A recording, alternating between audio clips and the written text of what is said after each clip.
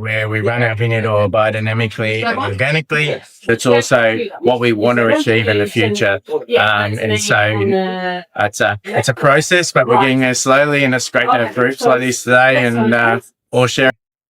Rehabilitate tired, a flat battery type land, and this happens to be a vineyard today that has had a rough time as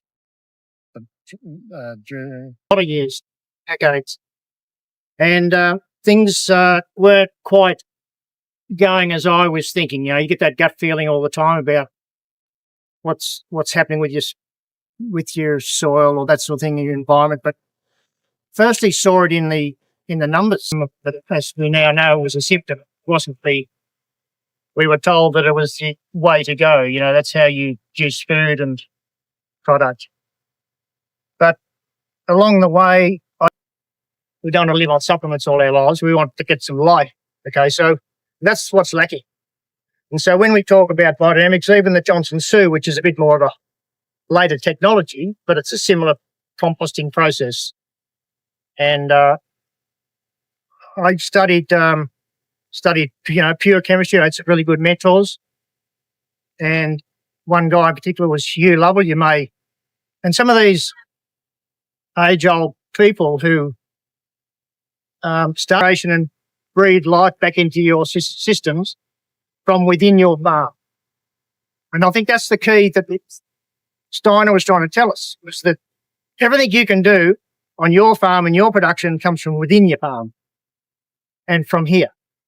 So even Hugh Lovell, my mentor, came along and said, look, hang on, hydrogen's also a cation. So we looked at that. So on this soil test, instead of it being this, like half quarter of a page, it's now 2 pages long. And some of the things that Jet... Because it's closer to the lava flow, has a really high paramagnetism. This stuff this is from Dorrigo, but we've also got a mine down here in South Coast, which the guy won't tell me where it is, but paramagnetism, which is huge, where your soil is probably running, if you get paramagnetism on your soil test, it's probably 50 or 100. We'd like to see about 200 units of paramagnetism in your soil to try and just have this innate energy component, you know. So you can actually start putting some of this stuff on. And then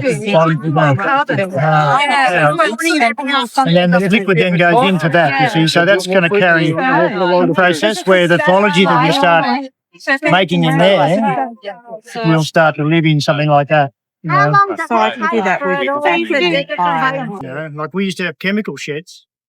They had to be aerated and they had rules and regulations have where an energy shed. you had all your poisons in there and you had to have a lock on it. You had, you had the big signs saying death, you know. You'll have the same thing, but you'll be able to mix up all your brew.